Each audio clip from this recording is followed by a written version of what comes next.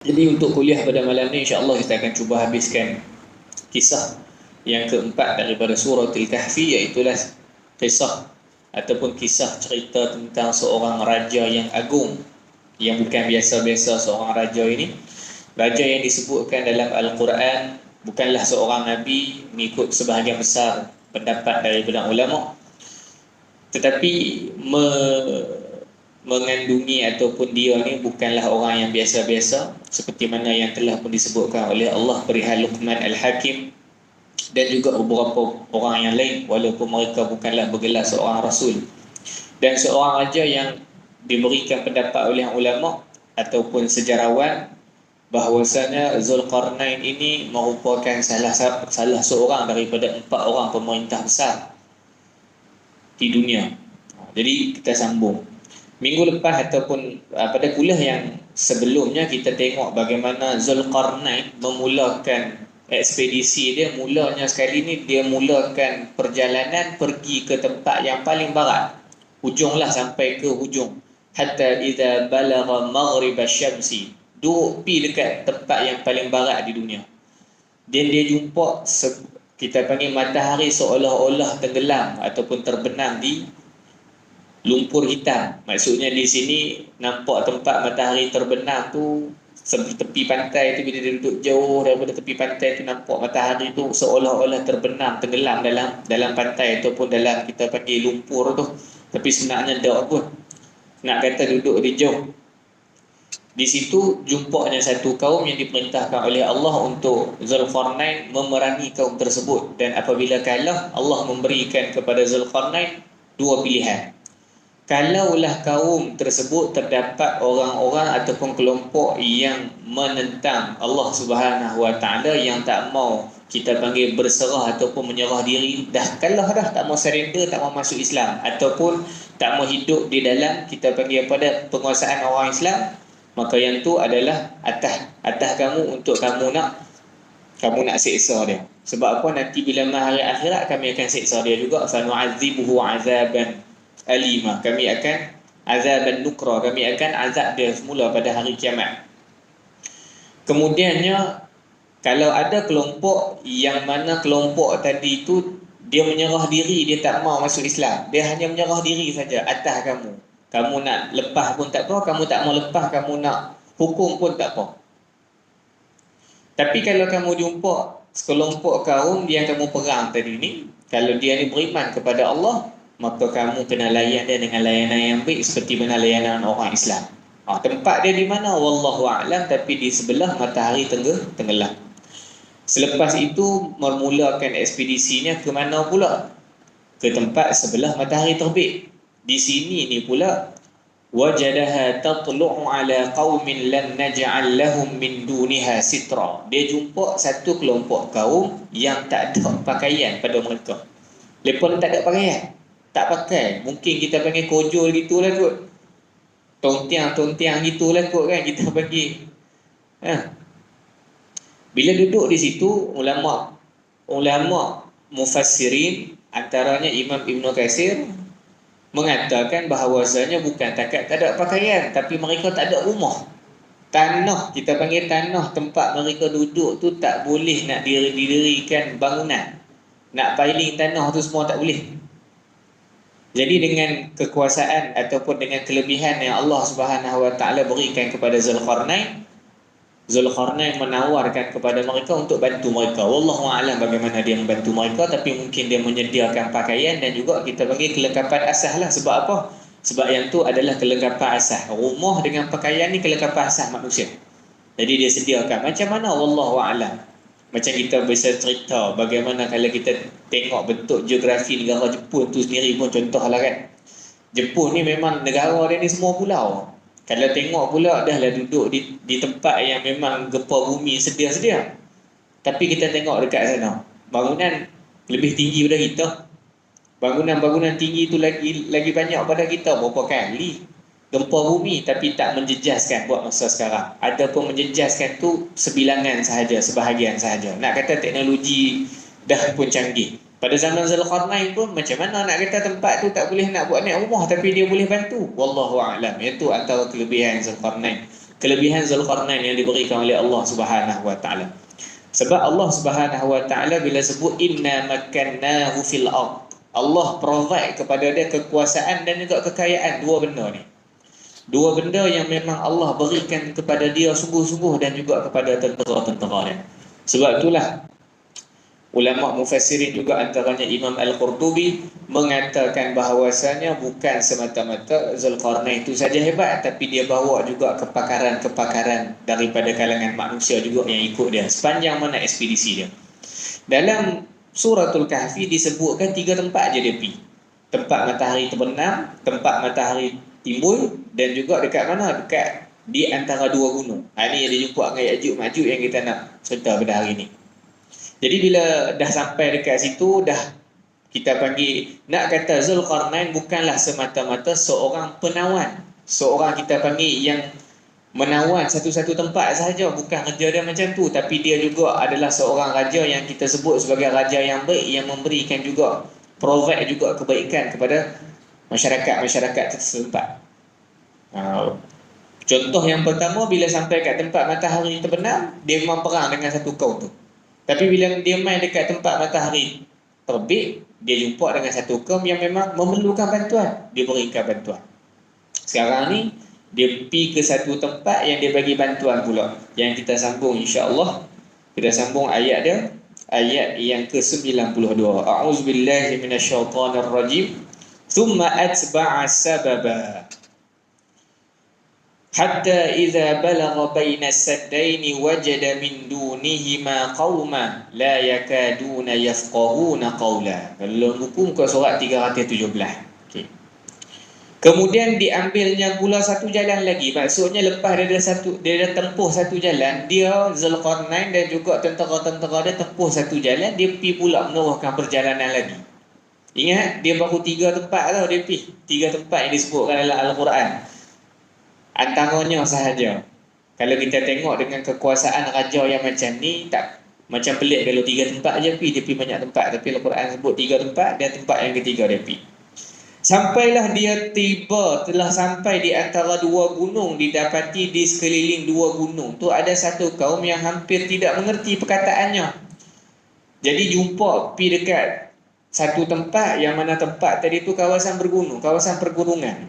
Di tengah-tengah antara 2 gunung tadi ni gunung, tengah-tengah antara 2 gunung tadi ni jumpa apa? Ada satu tempat manusia meletak kat situ. Tapi manusia kat sini, kawasan kelompok masyarakat dekat sini, masalah yang pertama dia apa dia? Orang tak faham bahasa mereka. Orang tak boleh faham bahasa mereka. La yakaduna yafqahuna qawla. Zulkarnain hampir-hampir tak faham. Sebab apa tak faham? Disebabkan faktor tempat itu juga. Kita tengok, nak kata mungkinlah kita panggil hujung dunia ataupun ceruk mana kita tak tahu, tak bergoi dengan masyarakat-masyarakat di luar, ataupun mungkin daripada tempat mereka nak pergi ke tempat yang lain tu mungkin makan masa, ataupun ialah kita panggil susah nak main, susah nak pergi, nak menjelajah daripada satu tempat ke satu tempat. Tapi Zulkarnain ni kita panggil mampulah, sebab Allah Subhanahu wa taala memberikan ataupun memberikan jalan kepadanya, memudahkan urusan dia. Jadi bila sampai satu tempat ni lah tempat yang dikatakan Ya'juj Ma'juj suka kacau tempat tadi ni, tapi orang tak apa nak faham. Baik. Allahumma salli ala Sayyidina Muhammad. Dalam penafsiran ayat 93 ni, Zulkarnain, kan? Zulkarnain dan juga para sahabat, dan juga kita panggil dia punya bala tentera, Zulkarnain dan juga tentera-tenteranya. Salah satu daripada kelebihan yang Allah Subhanahu wa taala berikan kepada Zulkarnain apa dia? Fahmu al-sinatin. Dia boleh memahami bahasa-bahasa. Ada 2 pendapat, ada 2 kaedah yang ulama kata, ada 2 cara macam mana Zulkarnain boleh faham, ada 2. Yang pertama memang daripada diri dia, seorang yang Allah Subhanahu wa taala berikan kelebihan tersebut. Dan yang kedua, mengikut pendapat Imam Ibn Katsir mengatakan Zulkarnain ni sendiri pun ada lebih kurang 70 orang ahli bahasa bersama dengan dia dalam tentera dia. Jadi sebab itulah pergi satu tempat tak ada masalah, ada kita panggil juruterjemah. Pergi satu tempat, jumpalah ketua kampung satu tempat tu, kita panggil tok batin dia lah kan. Cakap bahasa nampak macam tak apa nak faham, okey, ada Tapi bila mai satu tempat ni, hak yang duduk di, kita panggil ceruk, hak yang kita panggil duduk di antara dua pegunungan tadi ni, memang lebih kurang 70 orang ahli bahasa tadi tu sukar untuk memahami bahasa mereka. Yang ni mengikut pendapat Imam Ibn Katsir. Nak kata apa, cukup-cukup terpencil mereka. Lalu kita sambung ayat ke-94, qalu ya dzal qarnain inna ya'juj wa ma'juj mufsiduna fil ard fahal naj'alu laka kharjan ala an taj'ala bainana wa bainahum sadda. Mereka berkata, wahai Zulkarnain, sesungguhnya Ya'juj dan Ma'juj ini orang yang merosakkan bumi.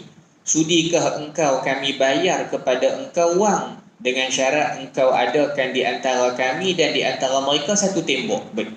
Duduk di antara dua bukit, orang tak apa nak faham. Mereka ni cakap apa, Zulkarnain dengan tentera tak nak faham, susah nak faham. Sampai satu tahap diizinkan oleh Allah Subhanahu Wa Taala dapat cara boleh faham. Bila faham barulah mereka boleh faham apa yang dicakap ataupun diperkatakan oleh penduduk tadi itu, bahawasanya Ya'juj dan juga Ma'juj selalu duk buat kerosakan bila mana mereka ni mai dekat tempat kami. Sudikah kalau kata contoh kami bayar kat kamu beberapa apa semampu mana yang kami boleh bayar dengan syarat kau buat tembok kat kami. Dekat sini ni macam-macam cerita yang disebutkan oleh ulama-ulama tafsir. Yang pertamanya sekali, kita tengok dulu Ya'juj dan juga Ma'juj. Yang ni pun macam-macam jenis pendapat ulama. Tapi secara yang masyhur ataupun secara yang tak ada khilaf, dia adalah daripada keturunan anak Adam juga itu. Bani Adam juga. Ada juga pendapat ulama yang mengatakan, para sejarawan Islam mengatakan, antaranya Ibnu Asakir rahimahullahu ta'ala mengatakan anak Nabi Nuh alaihi salam ada 3 orang yang selamat selepas daripada banjir besar. Adanya Sam, Ham dan juga Yafith. Seorang lagi ni Kanaan, tapi Kanaan ni yang kita panggil yang nak pergi berenang tu. Hak nak pergi berenang, pergi dekat tempat tinggi tu. Qala sa'awi ila jabali ya'sibuni minal ma'. Tak apa ayah, tak apa. Aku ni boleh berenang pergi naik dekat tempat yang lebih tinggi, aku akan selamat insya-Allah. Ya'sibuni minal ma'. Tempat tinggi tu akan halang aku daripada kena air. Lah habis tempat tinggi tu kena sekali. Nak Nabi Nuh duk ajak naik tapi dia tak mau naik. Yang tu dikatakan nama dia Kanaan. Jadi yang selamat yang bersama dengan Nabi Nuh 3 orang sahaja. Sam, Ham dan juga Yafith. Ya'juj Ma'juj ni mai daripada silsilah salah seorang daripada 3 mereka. Adapun Sam ataupun orang USA panggil Uncle Sam. Sebenarnya ada cerita yang boleh panggil Uncle Sam tu. Dikatakan dia adalah ayah kepada Al-Ajam wal-Arab wal-Fars. Dia adalah bapa kepada orang bukan Arab, orang Arab dan juga orang Parsi. Ini dia kata. Ini pendapat sejarawan Ibn Asakir tadi ni. Sebab itulah yang daripada Sam tadi ni, Sam lah kan, orang putih dia pun panggil Sam.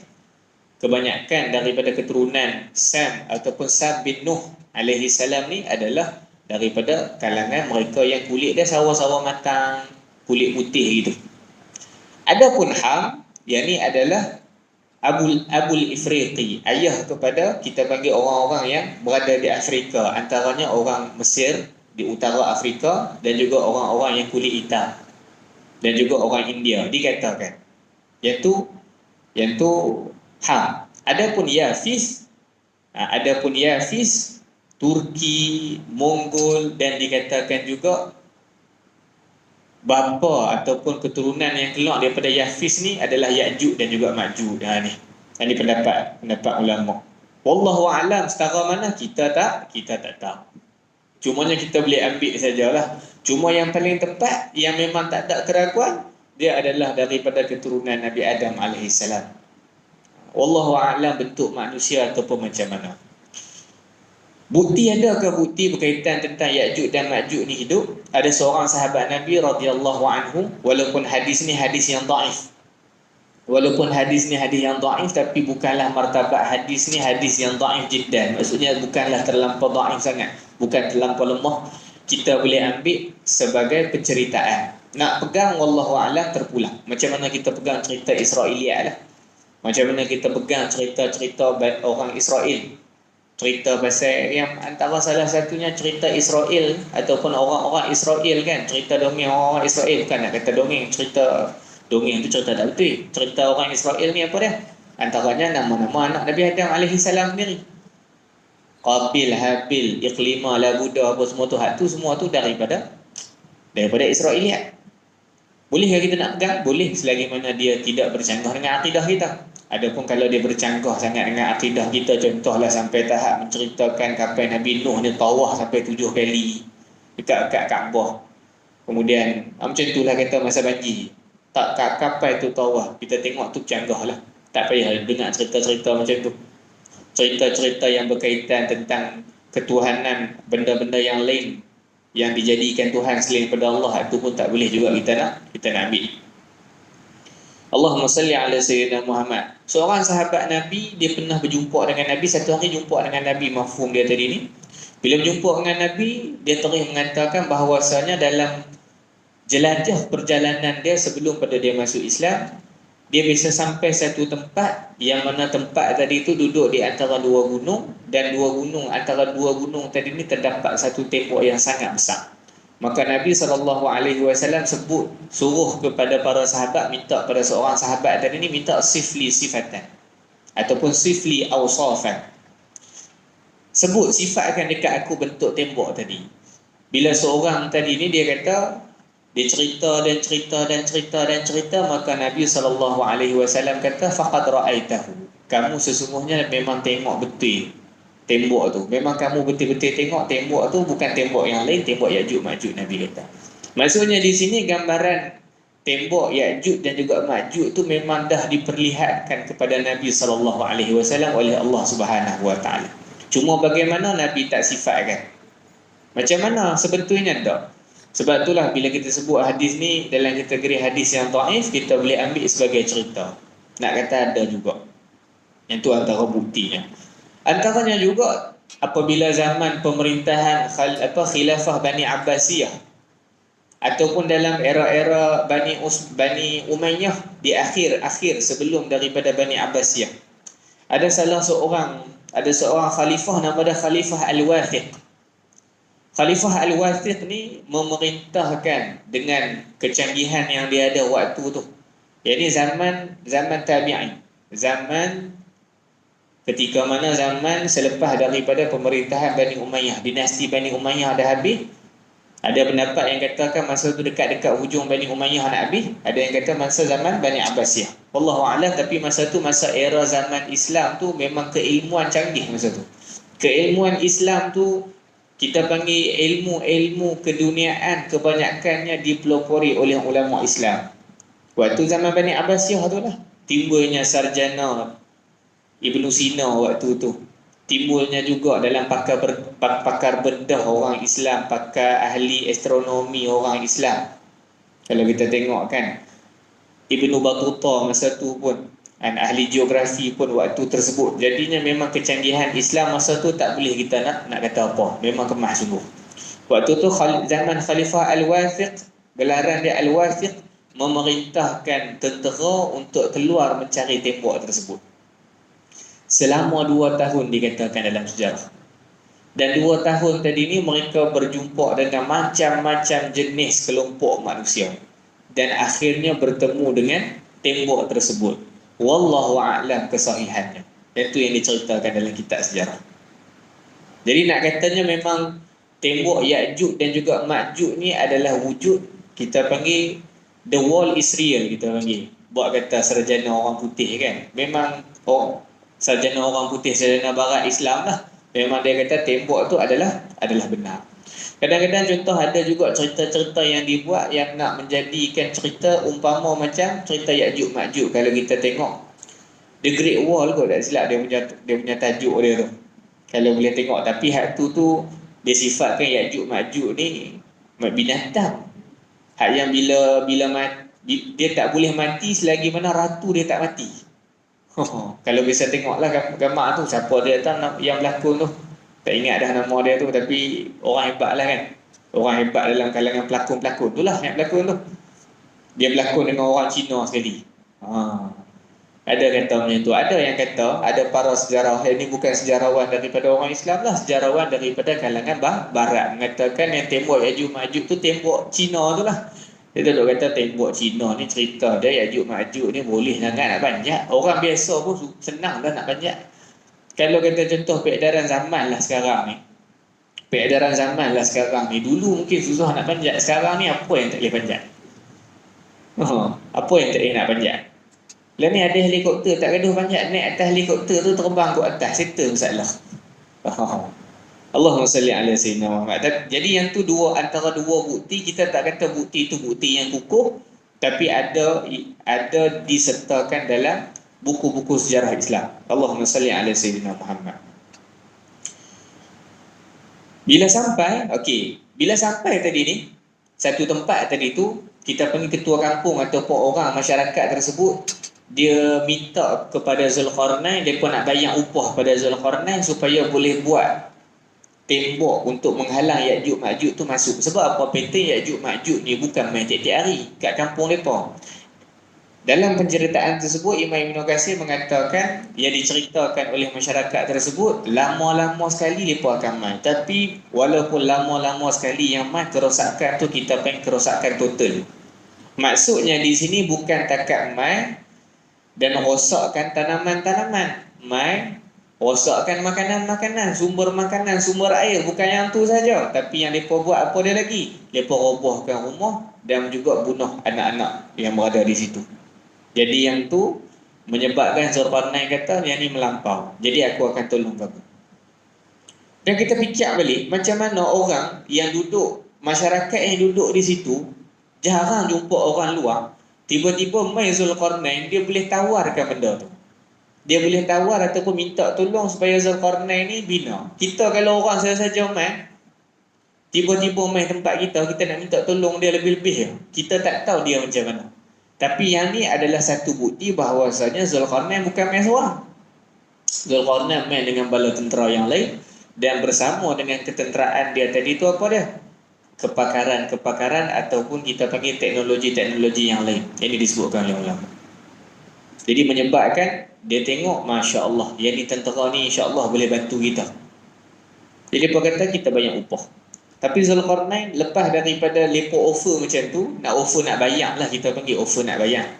Apa yang Zulkarnain kata? Qala ma makanni fihi rabbi khairun fa'a'inuni biquwatin aj'al bainakum wa bainahum radma. Zulkarnain kata, apa yang telah dikuasakan oleh Tuhanku untukku terhadapnya itu adalah lebih baik. Maksudnya Allah bagi dua kelebihan pada Zulkarnain. Kelebihan yang paling besar ni, kekuasaan dan juga kekayaan. Benda tu dah baik sangat dah untuk aku. Aku tak perlu dah apa-apa yang lain. Apa nak bagi duit? Setara mana sangat apa boleh bayar aku? Lebih kurang macam tu. Seorang raja yang main dengan kepakaran-kepakaran, dengan teknologi-teknologi yang canggih, dengan harta-harta yang banyak, agak-agaklah apa yang mereka boleh offer pada raja tadi tu, agak nak buat. Bayangkan berapa banyak harta yang dia bawa. Sebab tu dia kata, yang Allah dah bagi kat aku ni baik sangat dah, aku tak mau benda tu. Apa yang aku nak? Sebab itu tolonglah aku dengan bersungguh-sungguh. Aku nak akan manpower kat sini, dia kata. Aku nak manpower. Sebab nak bina satu tembok yang waktu sekarang ni pun mungkin mustahil nak bina tembok tadi. Tapi zaman Zulkarnain tadi tu tak mustahil. Sebab apa? Sebab Allah permudahkan urusan dia. Aku nak akan manpower, orang yang boleh tolong aku. Aku nak ramai, seramai mana hampa boleh kumpul, hampa mai kumpul sekali dengan bala tentera aku. Nak kata apa, bala tentera Zulkarnain tu pun kita panggil gayat juga nak bina tembok tu. Terpaksa minta tolong lagi dekat orang masyarakat yang berada di situ. Nak katanya apa dia? Tembok yang nak dibina ni bukan tembok yang sembarangan punya tembok. Kita bayangkan, dalam pembinaan tembok tadi ni disebutkan oleh hadis Nabi SAW, mafhum dia, tembok tadi ni dan juga ayat Al-Quran yang lah tadi ni pun, saya kita tengok, famasta'u ayyazharuhu wa mastata'u lahu naqba. Mereka ni tak boleh nak panjat dan mereka tak boleh nak tebuk. Bayangkan macam mana tembok, kita fikir yang ni gunung, kan gunung, tengah tu tembok, contoh kan, tengah tu tembok, Kalau Ya'juj Ma'juj tak boleh nak panjat kan, tak boleh nak rabat. Kalau kita fikir balik, takkanlah dia tak boleh nak pusing gunung tu. Round lah belah gunung tu kan. Kita boleh fikir kan, kalau kita panggil, kalau saya ni otak saya yang singkat ni lah kan, kita boleh fikir kata, contohlah kan, sungguhlah surau, pintu ni tutup, main round dulu kat pintu ni, tengok buka ke tak kan. Contoh sama macam gunung tadi tu, mungkin dia makan masa, tapi boleh masuk tak? Boleh masuk. Kita fikir boleh jadi juga. Tapi nak kata bila Allah sendiri kata tembok tu takkan dapat dipanjat dan tidak dapat ditebuk. Maksudnya di sini apa dia? Dia tembok bukan naik ke atas je. Tembok tu juga mungkin kalau kita boleh fikir, mungkinlah kan. Cara kita boleh fikir, tapi jangan duk fikir lebih-lebih sangatlah. Mungkin kita panggil tembok tu menutup tu kawasan Ya'juj dan juga Ma'juj. Wallahu a'lam, mungkin boleh jadi. Kalaulah kata nak kata tinggi tembok tu, macam kita kata, tinggi tembok tu saja tak memadai kalau dia tak lebar sampai tahap sebalik gunung tu dia tak boleh main. Tidak. Jadi mesti kita panggil ada satu benda lah. Satu benda, ataupun mungkin kita panggil antara rahmat Allah Subhanahu Wa Taala, kekuasaan Allah juga menyebabkan mereka tak dapat nak tembusi hari ni. Jadi Zulkarnain dia tak mau duit, dia kata hampa kena tolong aku. Ini benda serius, hampa kena tolong aku ramai-ramai. Mengingatkan kita kepada cerita bagaimana khalifah Islam yang pertama selepas kewafatan Nabi SAW, Sayyidina Abu Bakar As-Siddiq. Sayyidina Abu Bakar apa yang dia minta? Dia minta support. Seorang raja yang baik, seorang pemimpin yang baik, yang dia nak ataupun dalam kebijaksanaan dia, antara kebijaksanaan seorang pemimpin apa dia akan manfaatkan kekuatan yang dia ada dalam kalangan tentera-tentera atau rakyat dia. Yang tu yang sepatutnya. Sebab itulah bila naik seorang pemimpin yang baik, seorang pemimpin tadi itu adalah orang yang memberikan kebajikan kepada rakyat dan dia mengambil manfaat daripada rakyat untuk bersama. Manfaat tu manfaat bersama pula. Sebab tu Sayyidina Abu Bakar dia kata, fa in ahsantu fa'inuni. Kalau aku ni buat baik, bantu aku. Aku tak mau duit pada kamu. Gaji tak ada. Masa tu kita panggil khalifah tak ada gaji. Khalifah ni buat kerja tu buat keluar duit pula. Itu khalifah zaman dulu. Aku tak mau duit kamu, aku tak mau barang-barang kamu. Yang aku nak, kalau aku ni buat baik. Apa maksud buat baik? Kalau aku memerintah kamu atas dasar Allah Subhanahu Wa Taala dengan apa yang telah pun diperintahkan oleh Allah, benda tu baik, kamu ni ikut selagi mana benda tu tak bawa kepada maksiat. Wa in asatu, tapi kalau aku ni buat salah, jangan tendang aku. Faqawwimuni, kuatkan aku. Dengan maksud apa dia? Tersalah, tegur aku. Nampak aku ni ke arah maksiat kepada Allah, pimpin aku. Jadi seorang pemimpin yang baik akan memanfaatkan kekuatan daripada rakyat untuk bantu dia mentadbir negara ataupun mentadbir satu-satu tempat. Allahumma salli ala sayyidina. Sebab tu Zulkarnain tadi dia minta apa? Dia minta hanya satu. Tolong aku. Atuni zubar al-hadid hatta idza sawa baina as-sadafain qala anfukhu hatta idza ja'alahu nara qala atuni ufrigh alaihi qitra. Berikanlah kepadaku kepingan-kepingan besi. Allahumma salli ala sayyidina Muhammad. Yang ni pun sebenarnya ditimbul satu syubhat ataupun kita dapat ni. Ada satu benda pelik kat sini. Bayangkan kalau duduk di satu tempat terpencil tu, besi pun berapa banyak sangat boleh ada kat kawasan tu. Tidak. Duduk di satu tempat yang terpencil pada orang lain, nak kata apa, mereka tak boleh faham bahasa orang luar. Orang luar tak boleh faham bahasa mereka. Maksudnya tempat tu memang tempat yang memang orang tak pergi sangat. Banyak mana sangat resource yang mereka ada. Resources yang mereka ada tu berapa banyak sangat. Daripada sudut kita panggil galian, sumber galian, besi.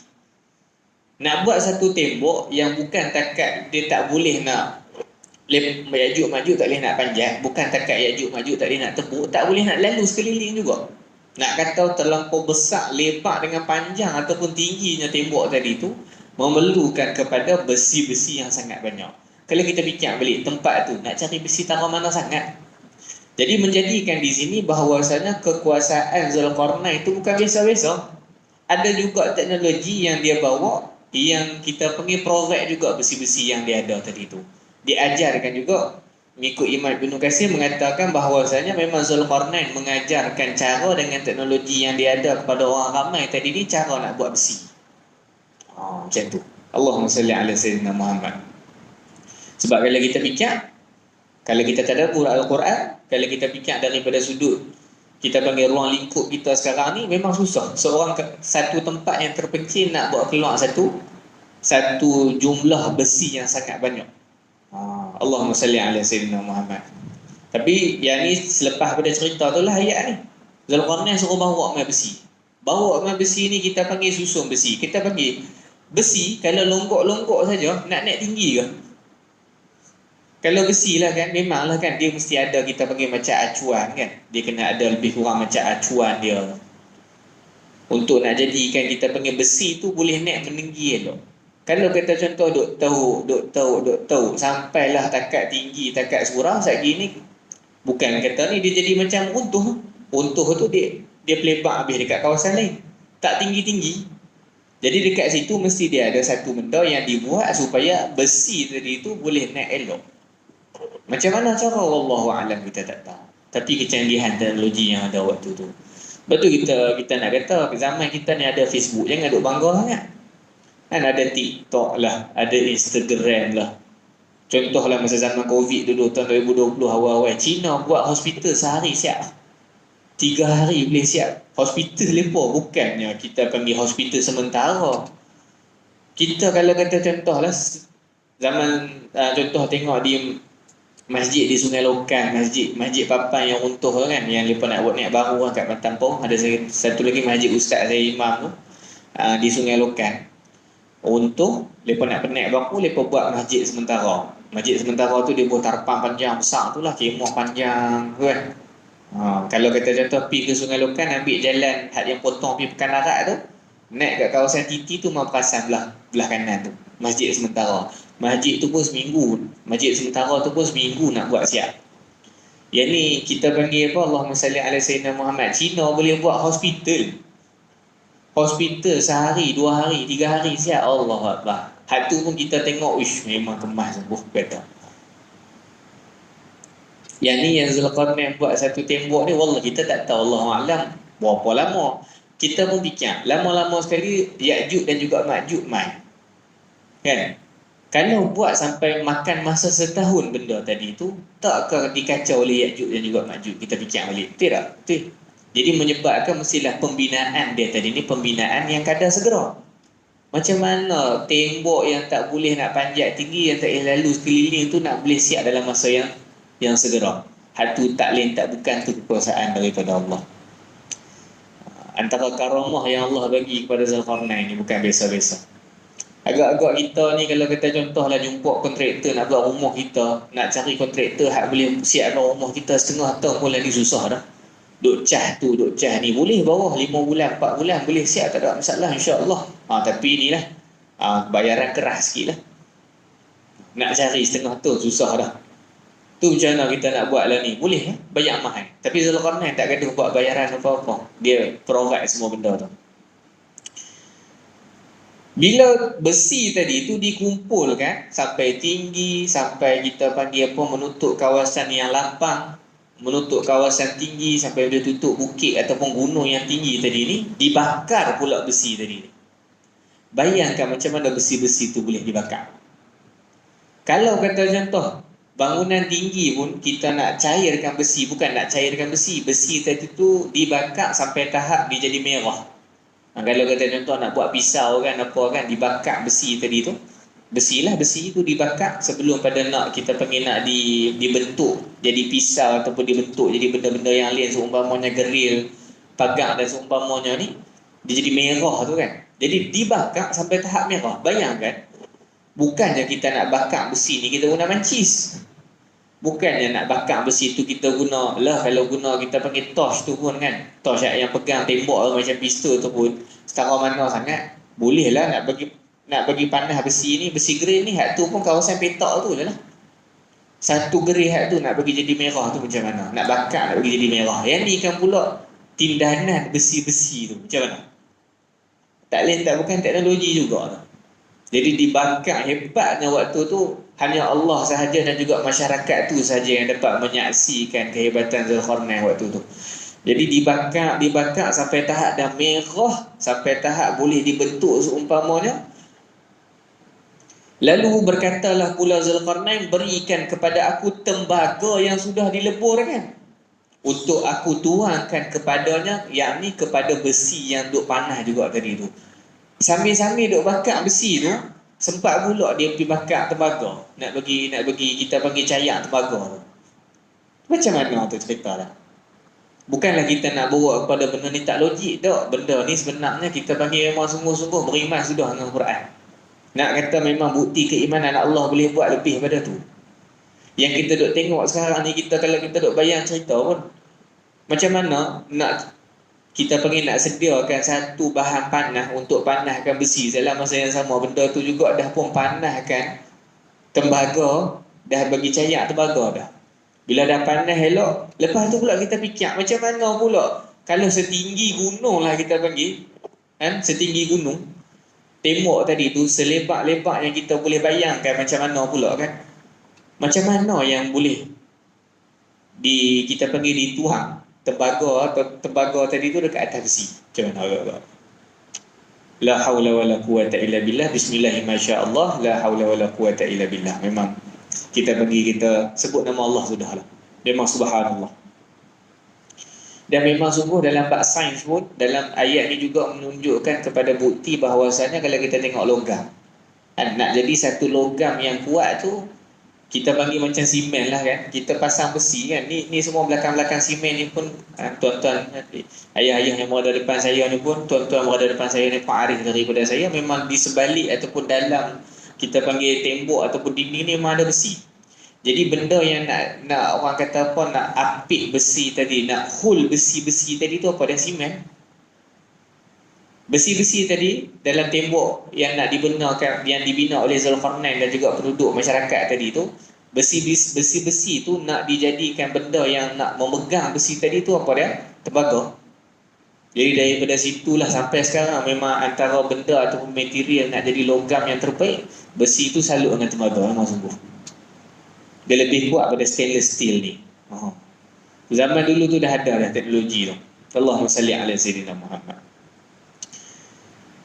Lalu Zulkarnain kata, famasta'u ayyadhharuh wa mastata'u lahu naqba. Maka tidaklah mereka sanggup mendakinya dan tidak pula mereka sanggup melubanginya. Bayangkan bangsa yang ataupun kelompok Ya'juj Ma'juj yang kerah ni, yang masuk kampung, roboh rumah, bunuh anak-anak, bunuh orang ramai, hancurkan sumber-sumber makanan, sumber-sumber galian semua. Kita panggil lepas hancur kan, maksudnya mereka ni jenis orang yang kerah.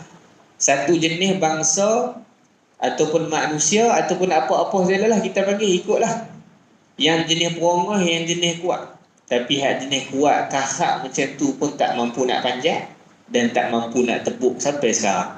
Allahumma salli ala sayyidina Muhammad. Sehinggalah datangnya satu hadis Nabi SAW mengatakan apa yang dah jadi. Nabi mafhumkan celakalah apa yang dah jadi. Sesungguhnya tembok Ya'juj dan Ma'juj ni dah kita panggil terlubang, dah pun berlubang. Lebih kurang apa Nabi tunjuk dengan jari Nabi macam ni, sekira-kira besar tu besar telur. Besar apa? Besar telur ayam.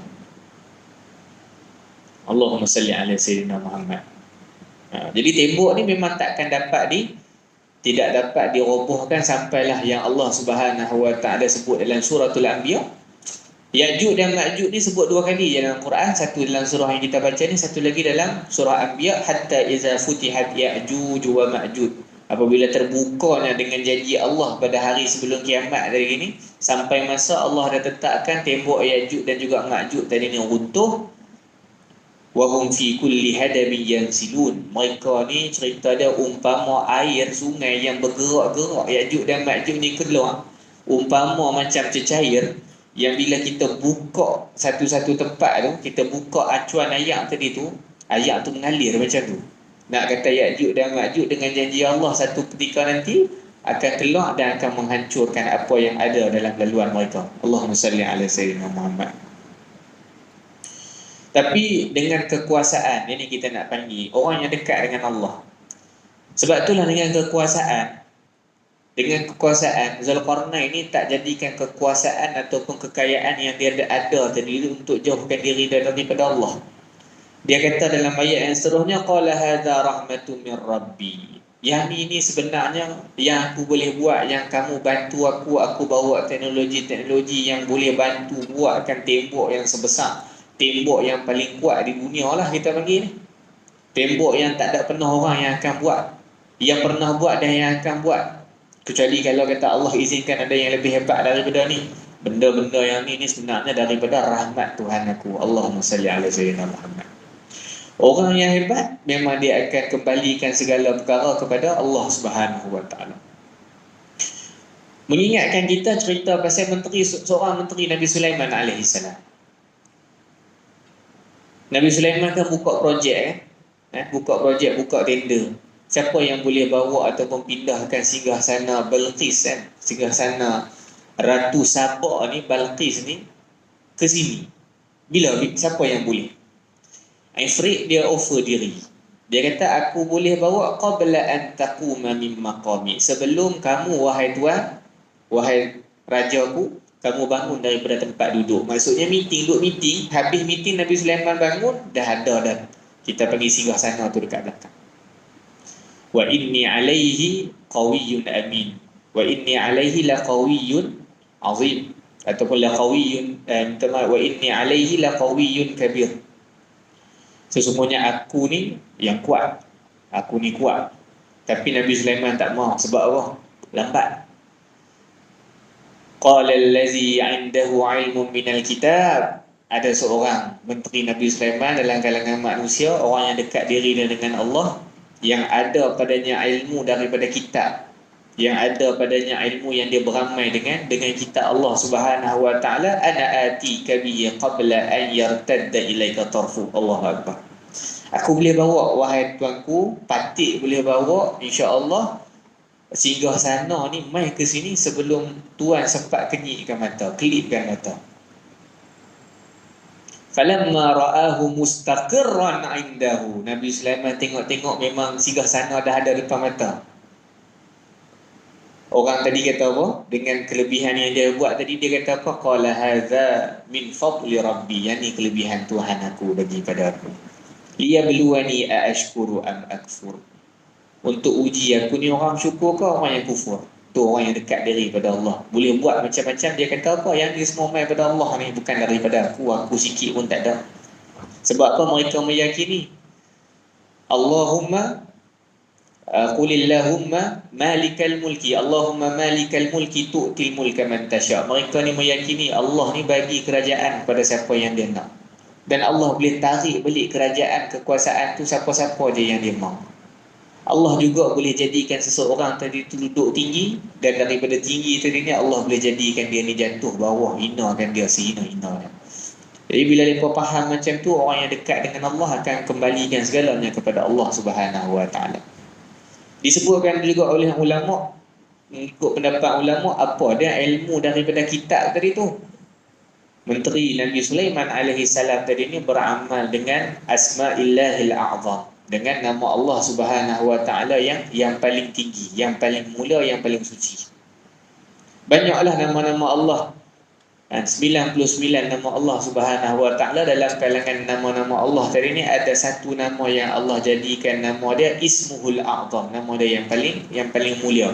Allah rahsiakan supaya manusia ni, kita orang Islam ni mencari nama-nama tersebut, beramal dengan nama tersebut. Allah nak suruh kita ni beramal dengan semua nama Allah. Kita nak minta rezeki, Allah yang maha memberikan rezeki, kurniakanlah rezeki pada aku. Kita mengetahui Allah ni maha pengampun. Kita doa Allah ampunkan dosa kita. Ya Allah maha pengampun lagi maha penyayang, ampunkan dosa aku. Allah nak kita ni beramal. Jadi Asif bin Barkhiyah, seorang menteri Nabi Sulaiman tadi ni, dia beramal dengan nama Allah yang paling mulia. Jadi yang itulah kita boleh simpulkan dalam cerita Zulkarnain yang agung lah kita panggil. Cerita seorang raja agung, yang mana seorang raja yang diberikan kemuliaan oleh Allah Subhanahu wa taala dan juga kelebihan oleh Allah Subhanahu wa taala. Allah teguhkan kekuasaan dia di atas muka bumi untuk dia menawan yang di barat dan dia menawan apa yang di timur. Dan bukan sahaja reja dia ni reja pi satu tempat perang. Pi satu tempat perang takluk tak. Dia pi satu tempat juga, dia juga kita panggil provide, membantu tempat-tempat tersebut. Nak panggil sini lah kita panggil takrifan ataupun definisi seorang raja. Bukanlah semata-mata kita panggil gila kuasa nak tempat, nakkan kekuasaan dia tu luas, sedangkan kekuasaan tu adalah milik Allah. Allah boleh bagi kepada dia. Jadi yang tu sahaja insya-Allah daripada saya. Saya mohon maaf lah hari ni nampak macam kurang semangat sikit. Memang tak apa nak sedap tekak lah hari ni. Wallahu a'lam. Wallahu a'lam. Kalau boleh cari kita cari. Wallahu a'lam, kita tak tahu. Ada juga kalau kata contoh disebutkan dalam Tafsir Munir. Sempat belik Tafsir Munir Dr. Wahbah Zuhaili, ataupun bukan Tafsir Munir ni, satu lagi Qasasus Sabiqin Syekh Salih Abdul Fattah Al-Khalidi. Ada yang kata ni belah-belah kawasan pergunungan Turki, yang tu pendapat lah kita panggil. Tapi kita panggil kesahihan tu kita tak tahu, sedangkan kita pun tak tahu Zulkarnain ni zaman bila. Ada pendapat banyak kan, masa yang awal kita sebut tu, bagaimana yang dikatakan Zulkarnain ni, ada yang katakan dia kita panggil mu'asiran li Ibrahim atau qablahu. Boleh jadi juga Zulkarnain ni satu zaman dengan zaman Nabi Ibrahim. Ada yang kata dia ni sebelum zaman Nabi Ibrahim. Ada yang kata Zulkarnain ni mai selepas daripada zaman Nabi Musa AS. Jadi kita tak tahu, Allahu'alam. Kalau kita tak tahu daripada sudut masa Zulkarnain tu sendiri pun, tempat dia lagi lah kita. Sebab itulah antara salah satu benda yang Allah rahsiakan ni apa dah? Tempat di dunia ni, tembok Ya'juj dan juga Ma'juj. Kalaulah kata dah tahu tu cerita dah zaman dengan zaman sekarang yang cepat sungguh viral ni, kalau jumpa lah satgi ni, insya-Allah dalam 10 minit tu satu dunia boleh tahu lah. Tapi sebab apa Allah rahsiakan ataupun Allah kita panggil tutupkan tempat-tempat tadi tu, tak lain tak bukan untuk kita tingkatkan lagi keimanan kita, nak jadikan kita ni orang yang mempercayai ataupun tidak apa yang telah pun disebutkan dalam Al-Quran. Sebab itulah bila kita teringat kan, ni cerita yang lah dah, nanti ni kita masuk dalam ayat-ayat yang lah ni, cerita lebih pada pengajaran. Dalam cerita Sahibul Jannatain, seorang lelaki yang mempunyai dua kebun. Seorang kafir, bukan kafir lah, orang yang kufur, ada dua kebun kekayaan dunia. Seorang lagi ni sahabat dia ni orang miskin, orang beriman tapi miskin. Kalau kita tengok realiti cerita Quran dalam Sahibul Jannatain, tak disebutkan nama langsung. Sebab itulah kita panggil, ada ulama yang kata cerita ni bukan terjadi di dunia. Ada yang kata macam tu, semata-mata cerita ni cerita untuk Allah jadikan sebagai pengajaran. Tapi ditolak oleh sebahagian besar ulama pasal pendapat ni. Sebab apa? Kalaulah dikatakan cerita ni tak wujud di atas dunia, maksudnya kita menolak Al-Quran secara tidak langsung. Sebab apa? Menjadikan kita bahawa Al-Quran ni cerita benda yang dongeng. Sedangkan cerita Sahibul Jannatain, orang yang mempunyai dua kebun tadi tu, dua kebun, satu kebun sini, satu kebun sini, tengah dia tadi tu ada sungai, keliling kebun kurma, kebun anggur tadi tu, keliling dia tu yang jadi pagar kebun dia tu siapa dia? Pokok-pokok kurma. Dekat mana? Wallahu a'lam, kita tak tahu. Tapi benda tu memang nyata jadi di dunia, la tamsiliyah. Ulama kata bukanlah benda tu cerita yang direka-reka oleh Allah. Sebab itulah tembok Ya'juj Ma'juj ni lagilah. Sebab Allah sebut bukan takat tembok tu, Allah sebut juga pasal Zulkarnain, manusia yang bina benda tu. Allah juga sebut tempat yang mana terdapat benda tadi. Berbanding dengan cerita Sahibul Jannatain yang memang Allah tak sebut langsung tempat di mana, zaman siapa, nama dia siapa dia. Bahkan ulama tafsir sendiri pun yang bawa main cerita Israiliyat sendiri pun tak dapat kenal pasti nama dia. Nama Sahibul Jannatain tu, pemilik dua kebun tu, memang tak dapat. Sebab apa? Nak kata memang Allah rahsiakan sungguh nama-nama mereka. Tapi yang kita boleh ambil sebagai pengajaran, cerita tu adalah cerita benar. Jadi insya-Allah lah kaitan dengan tembok tu, kalau jumpa tu kita khabarkan kepada orang lain. Sebab nanti memang ada satu masa memang dengan janji Allah, Allah sebut dalam Quran, hatta iza futihat Ya'juj wa Ma'juj.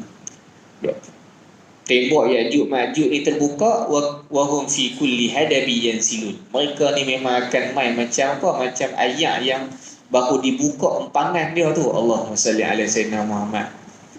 Ayak empangan tu bila pecah ataupun buka empangan tu, macam mana ayak tu pi? Ayak tu tak pi macam ayak kita buka pek rumah lah, kan? Nak kata sepak tu kita panggil cepat sangat lah. Melakukan kerosakan satu hari nanti. Jadi insya-Allah lah, ambil datang pada Allah. Minta maaf lah kekurangan datang dari saya, khususnya kondisi hari ni saya minta maaf sangat. Jadi kita tangguh dengan tasbih ayat kafarah dan surah Al-Asr. Subhanallah wa bihamdihi, asyhadu an la ilaha illa anta, astaghfiruka wa atubu ilaik.